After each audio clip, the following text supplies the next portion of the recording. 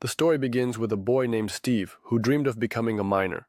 But every time he tried to enter the local mine, he was stopped by a grumpy old man, as it was strictly forbidden for children to enter. Several decades passed. Steve grew up and turned into a depressed and overweight slob. His life did not go according to plan at all. Instead of mining, he was selling door handles. One day, while dining alone, Steve suddenly remembered his childhood dream of becoming a miner. With newfound determination, he headed to that very mine. This time nothing could stop him, not even the grumpy old man. Steve broke in and with wild zeal began to dig, realizing his long-held dream. In the process, he stumbled upon two mysterious artifacts, the Sphere of Dominion and the Earth Crystal. By combining them, he opened a portal to the upper world, a universe where only those with imagination and building skills survive. Steve immediately set about building houses. One day, he encountered a rare pink sheep and, using its wool, built himself another house.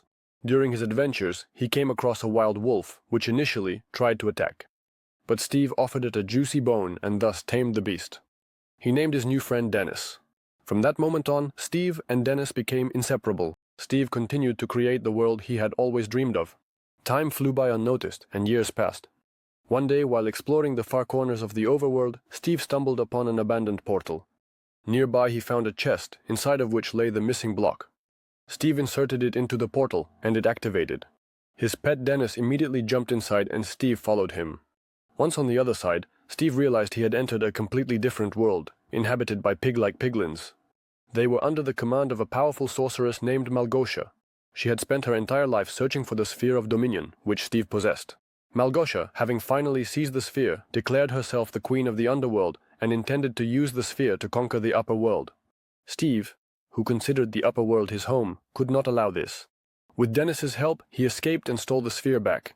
Then he instructed Wolf to hide the artifact in his home, in the real world. Dennis obeyed his master, ran out of the portal, while Steve remained captive with Malgosia. Dennis reached the real world and hid the most powerful artifact in the universe under Steve's bed. In doing so, he separated the sphere from the crystal, which caused the passage to the real world to close. Years passed. We meet a guy named Garrett Harrison, who lives in the town of Chuglas, Idaho. Garrett became famous for becoming the world champion in arcade games in 1989. Since then, he hasn't achieved anything significant. He is stuck in the past and clings to the remnants of his former glory. For his impressive trash throwing in the games, he earned the nickname the Scavenger. Garrett barely makes ends meet, running a small, unprofitable video game store. One day he receives a notice of impending eviction for non-payment. Completely at a loss, he desperately decides to try his luck at a local auction, hoping to find something that can be sold for a higher price. One of his acquaintances hints to him that among the pile of junk there might be a rare Atari Cosmos console, which could fetch a large sum. The auction begins. Garrett buys the contents of an old storage unit in bulk for $900. He promised his acquaintance to pay off within 6 months. When Garrett opens the box, he is met with disappointment. There is no console inside. Thinking he has been scammed, he starts to get angry, not even noticing that right under his feet lie powerful artifacts, the Sphere of Dominion and the Earth Crystal. Around the same time, Natalie and her younger brother Henry, who are struggling with the recent loss of their mother, move to Chuglas. Natalie, trying to cope with her grief, takes a modest job so they can at least afford rent and food. Their neighbor Dawn, a real estate agent, helps them settle into their new place, although deep down, she dreams of opening her own petting zoo. The next morning, Natalie prepares a breakfast pizza for Henry, so that he can share it with his new classmates and make friends. Additionally, she gives him a small bottle of cologne so that he smells nice. Henry, still upset over the loss of his mother, thanks his sister and silently heads off to his first day at the new school. On the way, he notices an old shop and decides to go in. It turns out to be the shop of none other than Garrett. Henry asks him for advice, but Garrett demands $50 for it. Instead of money, Henry offers the pizza that Natalie made. Garrett agrees and shares some life wisdom with the boy. Having at least one friend, you can handle anything. Inspired by Garrett's words, Henry leaves him the pizza and heads to school. Henry met with the school principal, who handed him a badge with his name on it. During the conversation, she unexpectedly shared something personal. She told Henry about her divorce from her husband and admitted that their relationship had long grown cold, but they stayed together, for the sake of the dogs. Later, the first lesson began. The teacher, quite the sarcastic type, immediately started complaining to the students about his life and low salary. Then he gave an assignment to draw a still life. But instead, Henry depicted a prototype of a jetpack. His classmates started laughing at him. To prove that his idea works, Henry assembled a homemade jetpack according to his design, and it becomes clear to us that he is a very smart boy. However, during testing, the device malfunctioned and ended up crashing into the potato chip factory building where his sister Natalie worked. This incident did not go unnoticed, and Henry ended up in the principal's office. The principal demanded to contact his guardian immediately. In a panic, the boy called Garrett and begged him to pretend to be his uncle to avoid causing trouble for his sister. At first, Garrett refused, but upon hearing that Henry had $26 in cash, he immediately came to the school. Being a self-absorbed narcissist, Garrett didn't even get out of the car, waiting for the principal to come to him. The principal started flirting with Garrett, but he quickly made it clear that he wasn't interested in her and drove away. Garrett took Henry to his shop. There, the boy noticed the very sphere and crystal and then asked about them. Garrett shrugged, as if to say he didn't know what it was either. He just won it at an auction. While rummaging through the boxes, they found the instructions for the cube. One point was highlighted in huge letters. Under no circumstances should you connect the sphere and the crystal cube. And further in bold, never, even if you think there's treasure hidden inside. Do not open. Garrett and Henry, being curious, decided to test it and connected the cube and the sphere. The sphere leads them to an abandoned mine, where Wolf Steve Dennis watches them from a distance. Meanwhile, Natalie noticed that Henry hadn't returned home after school. Worried and not knowing what to do, she called Dawn. Using a tracking app, she determined the location of Henry's phone. It turned out that it was at the abandoned mine. Without wasting a minute, they headed there. Later, Henry and Garrett discover inside the mine a portal to the upper world. At this moment, Natalie and Dawn join them. The mysterious cube begins to glow, emitting a strange energy that literally pulls Henry towards the portal. Without hesitation, everyone grabs Henry, trying to hold him back, but in the next second, one by one, all four of them are pulled inside the portal. Thus, they find themselves in the upper world. Stunned by the new surroundings, they look around. Garrett notices a rare pink sheep and decides to talk to it, asking where gold can be found here. One of the villagers, noticing the opened portal, crosses into our world. Meanwhile, in the gloomy and desolate lower world, the piglins continue their search for gold. Suddenly, the portal activates. Malgosia realizes that the sphere has returned to the upper world. She hurries to Steve, who has remained her captive all this time. Malgosia frees him and promises to return Dennis, whom she claims to be holding, if Steve helps find and retrieve the lost artifact. Steve agrees to help her for Dennis's sake. In the upper world, the group of 4 newcomers tries to find their way home, but it quickly gets dark. Night falls. A wolf howls loudly, and at that moment, the pink sheep rushes to hide. The entire area falls into complete silence, but not for long. Ominous sounds begin to emerge from the shadows. These are skeleton hunters, giant spiders, zombies, and creepers crawling out of the darkness. Our heroes panic and start to run. In the chaos, Garrett gets separated from the rest of the group. Henry shows quick thinking on the move. He grabs nearby cubes and quickly builds defensive barricades out of blocks. Meanwhile, Garrett hides underground, escaping from the skeleton hunters. A couple of minutes later, he emerges from hiding, but at that moment, a creeper appears and explodes right next to him, leaving Garrett in shock. Then he sees that a pink sheep has been caught by zombies, but he can't do anything. One of the skeleton hunters shatters an earth crystal with an arrow, and it immediately crumbles to pieces. When it seemed that the heroes were doomed, Steve arrives just in time to help them. He bravely charges into battle, and he disperses the hordes of monsters, single-handedly dealing with the enemies and leaving everyone in awe. Morning comes, the sun rises, and the zombies burst into flames in its rays. Later, Steve stated that he came for the sphere. Steve proposed a deal. He will help them return to Earth if they give him the artifact. Since the skeleton hunter destroyed the Earth crystal, the heroes realized that without Steve's help, they couldn't escape, and they agreed. Meanwhile, a villager who passed through the portal ended up in the real world. He was accidentally hit by a car. The driver was the school principal, who was distracted while driving. In a panic, fearing the consequences, she tried to smooth over the situation by inviting him to dinner. Steve decided to show the heroes the Minecraft world. He took them to a peaceful village inhabited by friendly and curious residents. At the same time, he explained that they would only be able to return home by finding a new earth crystal to replace the broken one. According to legend, such a crystal is kept in a mysterious forest mansion somewhere in the north. We are also shown a pig with a crown. This is a reference to the well-known American Minecraft YouTuber known as Technoblade, who played Minecraft with a skin. Pig with a crown. We also meet a huge iron golem protecting the village. It's time for lunch. Steve warned that the chicken was cooked over lava and is still sizzling with heat. But Garrett took a huge bite, ignoring the warning, and heroically held back the pain just to save face in front of everyone. Meanwhile, in the Nether, Malgosia, thinking that Steve and and deceived, she completely lost her temper. Tired of constant failures, she summoned the most powerful general of her army, Chungus, the strongest yet good-natured piglin. She explained to him that some 4 strangers had taken possession of the sphere, and it needed to be retrieved. Before sending him on his way, Malgosha handed him a nether wart. This is a special potion that protects piglins from turning into zombie bacon in the overworld. She gave the order. Retrieve the sphere at any cost. Meanwhile, in the overworld, Steve told the heroes that here they can practically do anything they want. He showed them his inventory, filled with various tools, gadgets, and all sorts of cool things. He demonstrated how to craft items by combining different materials. Inspired, Garrett crafted a weapon for himself. Although it turned out clumsy, it worked.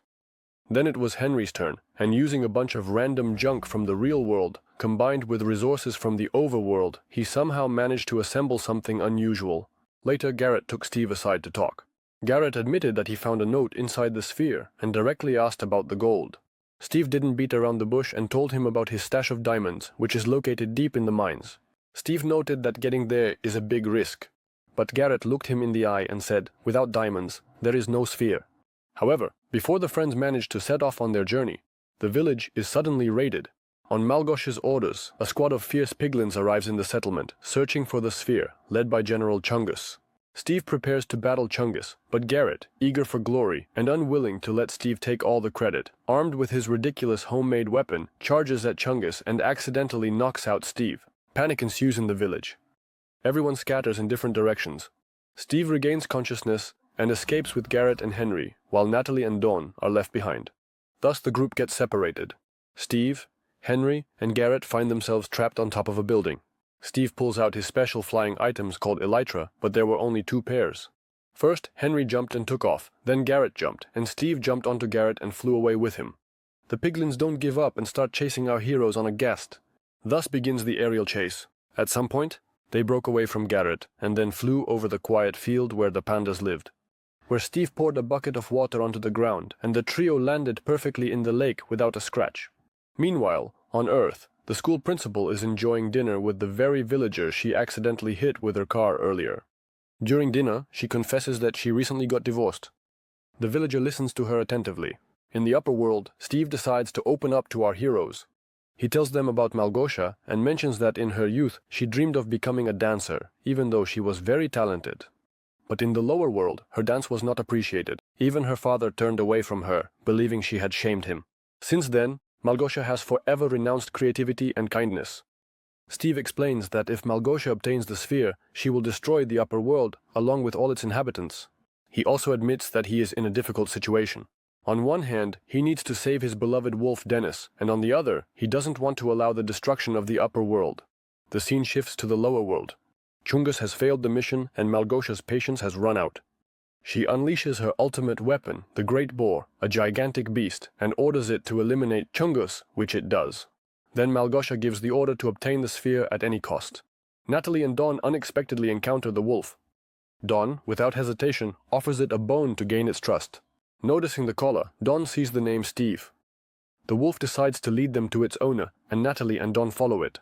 Meanwhile, Steve and his team descend into the depths of the mine, where his diamonds, accumulated over many years, are stored. However, Steve, with the instincts of a true miner, senses something amiss. Specifically, the smell of the nether growth, which he can unmistakably identify. Steve, Henry, and Garrett jump into a minecart and race at full speed. But at the most critical moment, the redstone powering the tracks runs out, and the minecart stops right in the middle of the creepers. At this moment, the Great Boar appears. Steve decides to take a desperate step.